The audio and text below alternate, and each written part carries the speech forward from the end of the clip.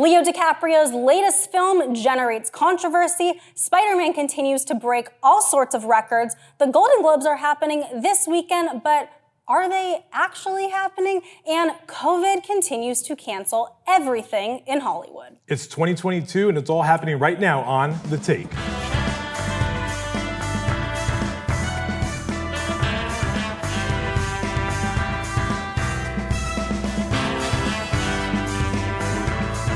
Hey everyone, and welcome to The Take. I'm Elizabeth Wagmeister. And I'm Clayton Davis, and we're here to give you our take on some of the week's biggest stories. Happy New Year, Elizabeth. We're back together again. We are back together. I missed you so much over the holidays, and we missed all of you at home. We're back. Wishing you a Happy New Year. Hope that you had a great holiday season, but unfortunately, COVID, it's not the gift that keeps on giving because it won't go away. So with the new, not so new actually, variant, Omicron, we are now seeing the cancellation and postponement of a lot of Hollywood events. This unfortunately feels like Groundhog Day. We saw this last year in 2021. And now just as award season is approaching, it's being pushed back. So the Palm Springs Film Festival was canceled. This week, the Grammys were announced to be postponed. They were supposed to be in the end of January, and now they're going to be pushed back looking like until late spring. The Sundance Film Festival going completely virtual. No one will be in Park City. And also the Critics' Choice Awards have also been postponed.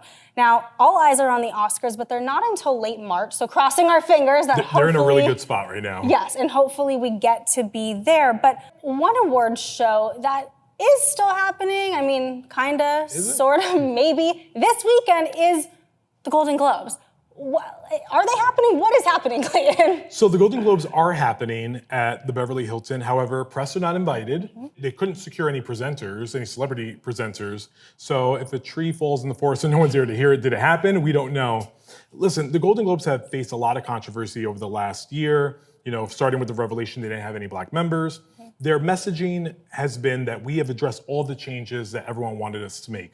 I'm not sure if that's entirely accurate. They have addressed some. They're making good movements in that direction, but they're not there yet. And I think what we're gonna see here is either people get really annoyed with the season, you know, that they were supposed to not be here. The show was canceled, but they're here now. But I don't think they're gonna really matter. I think they're gonna be tweeting their winners. Well, that's the thing. For those who haven't been following, usually, obviously, the Golden Globes are televised. It's the biggest party of awards season. Yeah. This year, there's no broadcast partner. NBC a while ago dropped the show because of this controversy with the HFPA. So as you said, there's no presenters. We don't know if there's going to be any acceptances, but seems like there isn't. So, I mean, they'll be live tweeting the winners, and that's the Golden Globes, I guess. Yep, with no transcript of what happened in the room, so we can all just speculate. Real press friendly. It's going to be very easy for us to cover the show. And they are a press association, so I can't wait to see their coverage of it. Yeah, I can't figure that one out.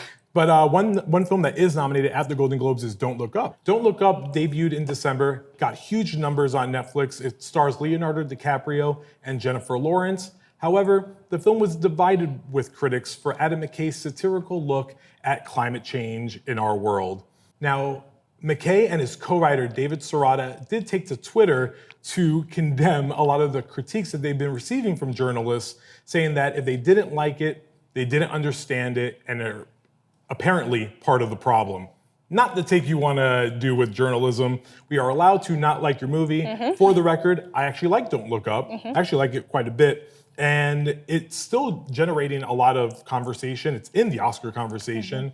However, this whole crusade that filmmakers seem to be on, if their movies are criticized or people don't like them, it's the journalist's fault. They don't get it. They don't understand my vision, and not maybe just didn't hit the right chords. Yeah, now I actually loved Don't Look Up. I agree with you. I really enjoyed it. First of all, I think that Cate Blanchett was the best part of the film. Obviously, this is a star-studded cast. They're all great, but I thought that she was exceptional. I think that she is the one who really deserves to be in the Oscar race. But I have to say, my only thing with the climate change conversation is when I was watching, I was actually thinking more about the pandemic, not climate change. To me, as I was watching the film, this felt like a cautionary tale for naysayers of the pandemic. Yeah, I mean, it's a fair criticism, and I think everyone's going to have their different takes. It is divided, but that's an Adam McKay movie. Vice and The Big Short were also divided, so that's where we are. Absolutely. Well, something that's not divided is that Spider-Man is on track to be one of the biggest films of all time.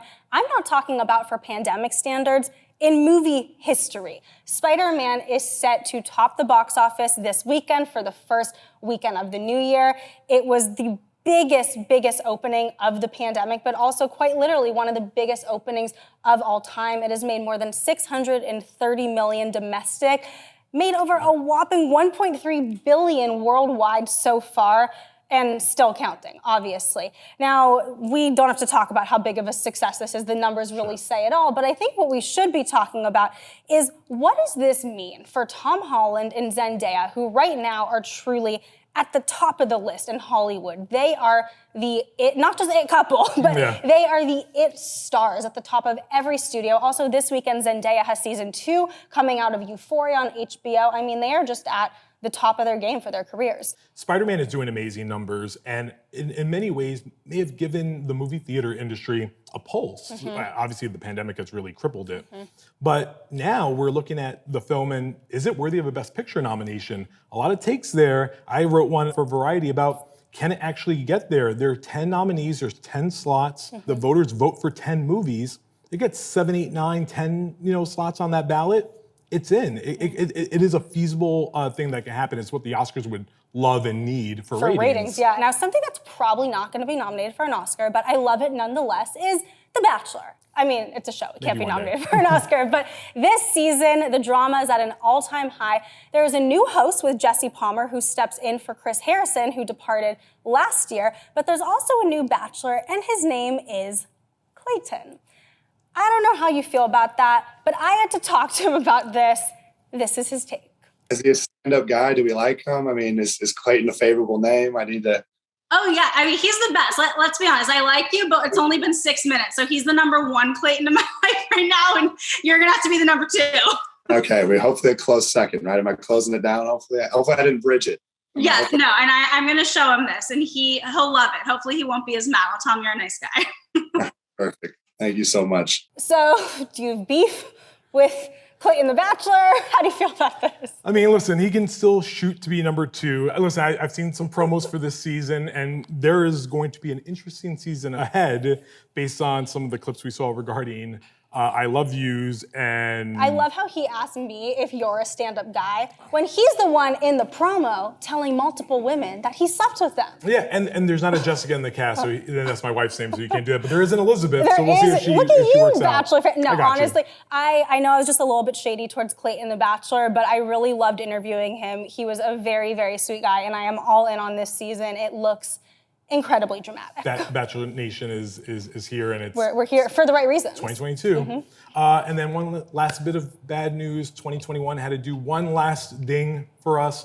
Betty White, the legendary television icon, has left us at the age of 99. She was 18 days shy of her 100th birthday. I think with Betty White, obviously it's such a huge loss, but I like to really hold on to the goodness of her. And there's so much that we can take away from her spirit, and of course, just what an incredible career spanning over 7 decades. There's really no one like her and will never be. Yeah, absolutely. And just one more shout out to Peter Bogdanovich.